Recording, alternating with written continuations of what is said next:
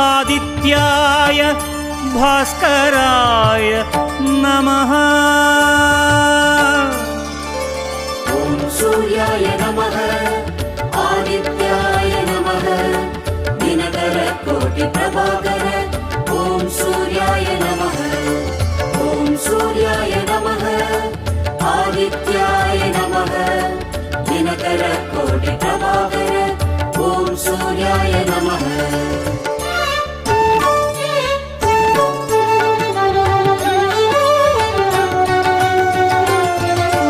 ततो युद्ध परिश्रान्तं समरे चिन्तया स्थितं रावणं चाग्रतो दृष्ट्वा युद्धाय समुपस्थितम्। ॐ सूर्याय नमः। ॐ सूर्याय नमः। ततो युद्ध परिश्रान्तं समरे चिन्तया स्थितं रावणं चाग्रतो दृष्ट्वा युद्धाय समुपस्थितं दैवतैश्च समागम्य द्रष्टुमभ्यागतो रणम् उपागम्य ब्रवीद्रामम् अगस्त्यो भगवान् ऋषिः। ॐ सूर्याय नमः आदित्याय नमः दिनकरकोटिप्रभाकर ॐ सूर्याय नमः। ॐ सूर्याय नमः आदित्याय नमः दिनकरकोटिप्रभाकर ॐ सूर्याय नमः।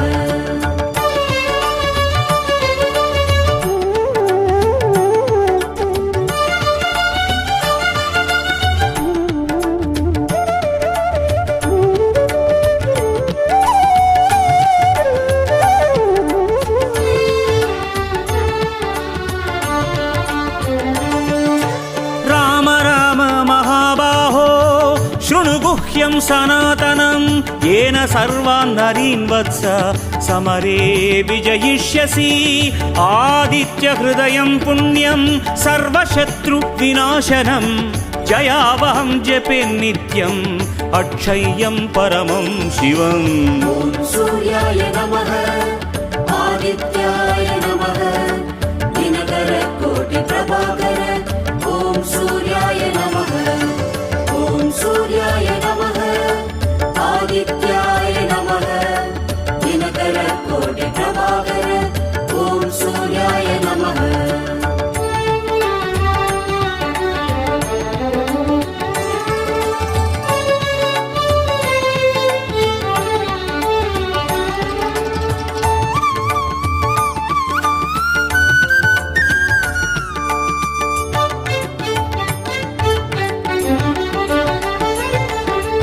सर्वमङ्गलमाङ्गल्यं सर्वपापप्रणाशनं चिन्ताशोकप्रशमनम् आयुर्वर्धनमुत्तमम् रश्मिमन्तं समुद्यन्तं देवासुरनमस्कृतं पूजयस्व विवस्वन्तं भास्करं भुवनेश्वरम्। ॐ सूर्याय नमः आदित्याय नमः दिनकरकोटिप्रभाकर ॐ सूर्याय नमः। ॐ सूर्याय नमः आदित्याय नमः दिनकरकोटिप्रभाकर ॐ सूर्याय नमः।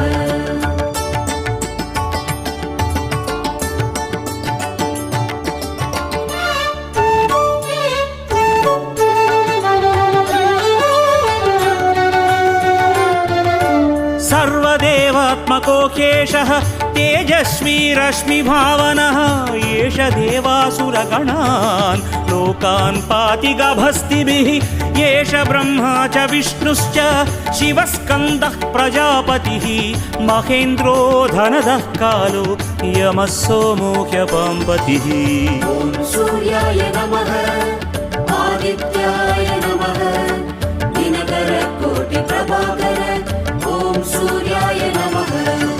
ॐ सूर्याय नमः आदित्याय नमः दिनकरकोटिप्रभाकर ॐ सूर्याय नमः।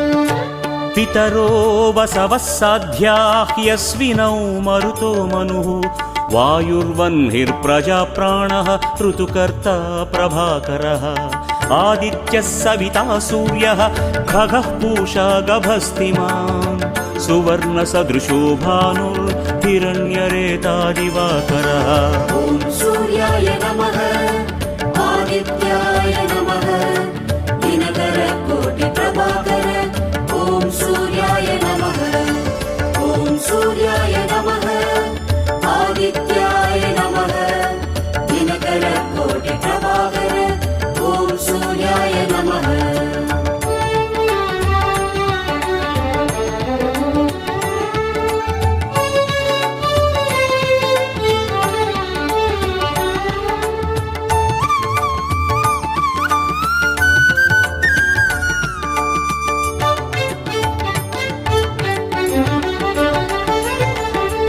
हरिदश्वः सहस्रार्चिः सप्तसप्तिर्मरीचिमान् तिमिरोन्मथन शम्भुस्त्वष्ट मार्ताण्ड अंशुमान् हिरण्यगर्भः शिशिरः तपनो भास्करो रविः अग्निगर्भोदितेः पुत्रः सङ्गः शिशिरनाशनः ॐ सूर्याय नमः आदित्याय नमः दिनकरकोटिप्रभाकर ॐ सूर्याय नमः ॐ सूर्याय नमः आदित्याय नमः दिनकरकोटिप्रभाकर ॐ सूर्याय नमः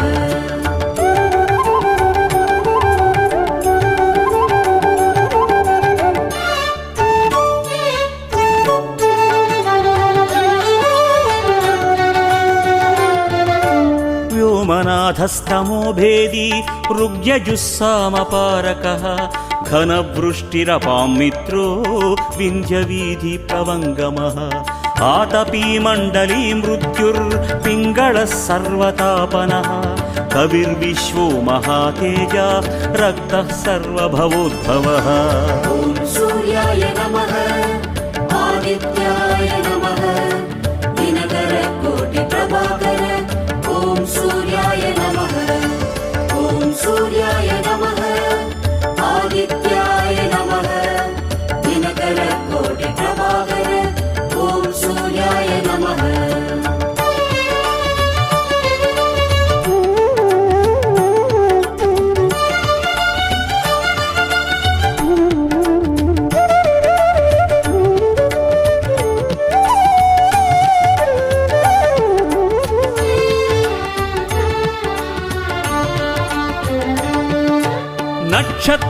नक्षत्रग्रहताराणाम् अधिपो विश्वभावनः तेजसामपि तेजस्वी द्वादशात्मन्नमोऽस्तु ते नमः पूर्वाय गिरये पश्चिमायात्रये नमः ज्योतिर्गणानां पतये दिनाधिपतये नमः ॐ सूर्याय नमः आदित्याय नमः दिनकरकोटिप्रभाकर ॐ सूर्याय नमः ॐ सूर्याय नमः आदित्याय नमः दिनकरकोटिप्रभाकर ॐ सूर्याय नमः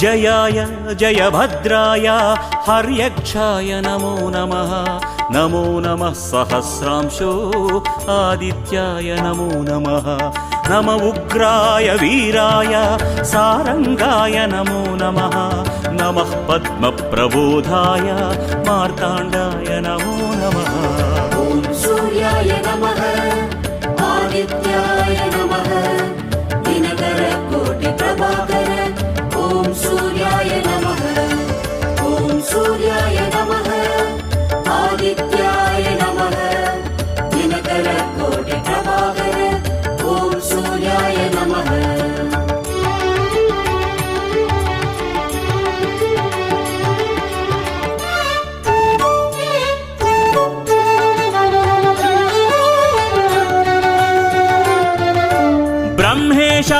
अच्युतेशाय सूर्यायादित्यवर्चसे भास्वते सर्वभक्षाय रौद्राय वपुषे नमः तमोघ्नाय हिमघ्नाय शत्रुघ्नायामितात्मने कृतघ्नघ्नाय देवाय ज्योतिषां पतये नमः। ॐ सूर्याय नमः आदित्याय नमः दिनकर कोटि प्रभाकर ॐ सूर्याय नमः ॐ सूर्याय नमः आदित्याय नमः दिनकर कोटि प्रभाकर ॐ सूर्याय नमः।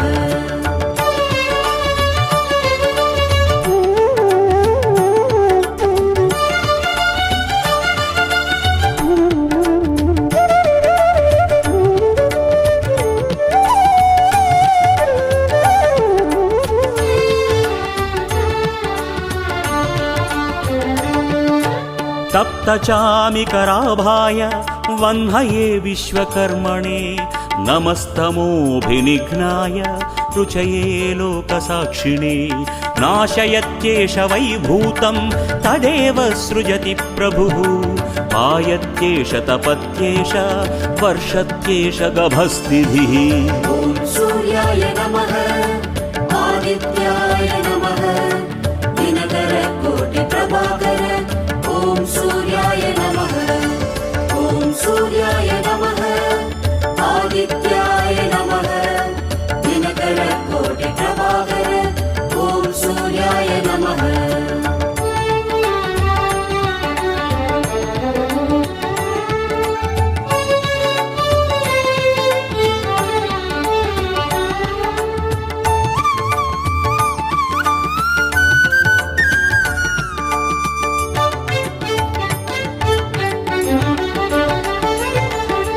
येष सुप्तेषु जागर्ति भूतेषु परिनिष्ठितः येष एवाग्निहोत्रं च फलं चैवाग्निहोत्रिणां वेदाश्चक्रतवश्चैव क्रतूनां फलमेव च यानि कृत्यानि लोकेषु सर्व एष रविः प्रभुः। ॐ सूर्याय नमः आदित्याय नमः दिनकर कोटि प्रभाकर ॐ सूर्याय नमः ॐ सूर्याय नमः आदित्याय नमः दिनकर कोटि प्रभाकर ॐ सूर्याय नमः।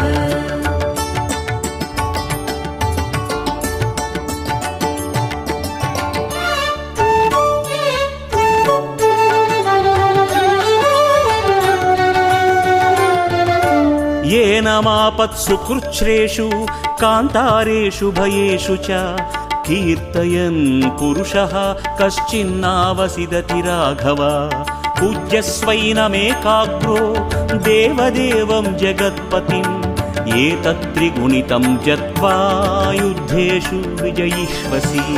ॐ सूर्याय नमः आदित्याय नमः दिनकर कोटि प्रभाकर ॐ सूर्याय नमः ॐ सूर्याय नमः आदित्याय नमः दिनकर कोटि प्रभाकर ॐ सूर्याय नमः।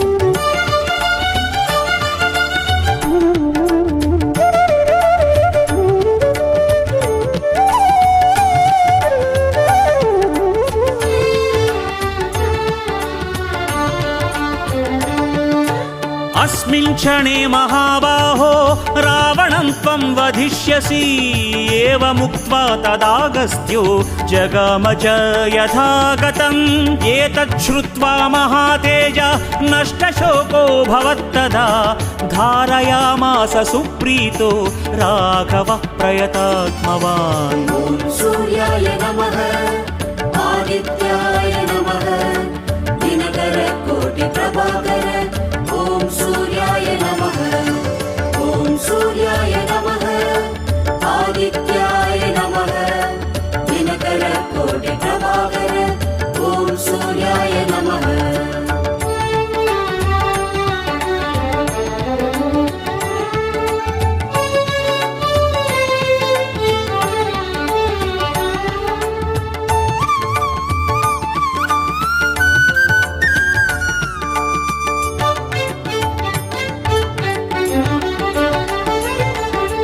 आदित्यं प्रेक्ष्य जप्त्वा तु परं हर्षम् अवाप्तवान् त्रिराचम्य शुचिर्भूत्वा धनुरादाय वीर्यवान् रावणं प्रेक्ष्य हृष्टात्मा युद्धाय समुपागमत् सर्वयत्नेन महतावधे तस्य धृतोऽभवत् ॐ सूर्याय नमः आदित्याय नमः दिनकरकोटिप्रभाकर ॐ सूर्याय नमः ॐ सूर्याय नमः आदित्याय नमः दिनकरकोटिप्रभाकर ॐ सूर्याय नमः